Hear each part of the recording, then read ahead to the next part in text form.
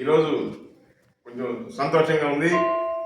ఏమంటే గత ప్రభుత్వంలో జన్కో సంబంధించి జన్కో పునరావాస గ్రామాల గురించి పట్టించుకున్నారా లేదని పెడితే గత తెలుగుదేశం ప్రభుత్వంలో 2018లో మా గౌరవ శాసనసభ్యులు ప్రస్తుత శాసనసభ్యులు సోమిరెడ్డి చంద్రమోహన్ గారు నేలటూరు ప్రజల కోసం చుట్టుపక్కల ఆ జన్కో స్టీల్ కంపెనీలకి భూమి పునరావాసం అంటే మా భూములు కోల్పోవడం వల్ల వాళ్ళకి పునరావాసం ఏర్పాటు చేయడం కోసం నేలటూరు ప్రజల కోసం శ్రమించి చంద్రమోహన్ గారు ప్రత్యేక కృషితో వాళ్ళకి పునరావాస గ్రామాలకి ల్యాండ్ సేకరించి శంకుస్థాపన చేసి 40 కోట్లు అమౌంట్ శాంక్షన్ చేయించడం జరిగింది.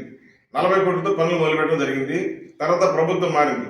కూటమి ప్రభుత్వం రాకముందు గత 5 సంవత్సరాల్లో వైసీపీ గవర్నమెంట్ ఉంటే ఒక్క రూపాయి శాంక్షన్ చేసిన పాపం పోలా.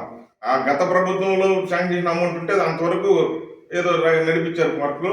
దాంట్లో కూడా 15 కోట్ల వరకు బయట గవర్నమెంట్ బయట పడేసింది ఆ అమౌంట్ కూడా. ఆ పునరావాస ప్రజలు వాళ్ళు పడుతున్న బాధలు వాళ్ళకి ఈరోజు ఒక వాటర్ ట్యాంక్ శాంక్షన్ అయితే వాటర్ ట్యాంక్ కట్టడం లేదు, ఒక హాస్పిటల్ శాంక్షన్ అయితే హాస్పిటల్ కట్టడం లేదు, రోడ్డు శాంక్షన్ చేసిన వల్ల లేదు, కొత్త ఇల్లు కట్టుకోవాలన్నా లేదు. ఆ రకంగా వాళ్ళు మగ్గిపోతుంటే 5 సంవత్సరాలు వాళ్ళని పట్టించుకున్న పాపన కాకుండా క్రూరంగా ప్రవర్తించినటువంటి గత ప్రభుత్వం నుండి ఎమ్మెల్యే కాకని గోవర్ధన్ రెడ్డి ఆ రోజు వాళ్ళు నేలటూరు ప్రజలు వాళ్ళ బాధలు చెప్పుకోవడానికి పోతే లైట్ లాగా మాట్లాడినటువంటి వ్యక్తి వాళ్ళ ప్రజల గురించి పట్టుకున్న పాపన పోలా. ఈ రోజు మళ్ళీ కూటమి ప్రభుత్వం రాగానే సోమిరెడ్డి చంద్రమోహన్ గారు మన కూటమి ప్రభుత్వం రాగానే 10-10.5 కోట్లు జన్కో నుంచి పునరావాస కేంద్రాల కోసం కన్స్ట్రక్షన్ కోసం ఏర్పాటు చేసినారు. మళ్ళీ ఈ రోజు ఇంకో 16 కోట్లు, ఈ 16 కోట్లు 5 కోట్లు ఆల్రెడీ అమౌంట్ వచ్చేసింది. ఇంకొక 5.5 కోట్లకి ఎల్ఓసి ఇచ్చింది.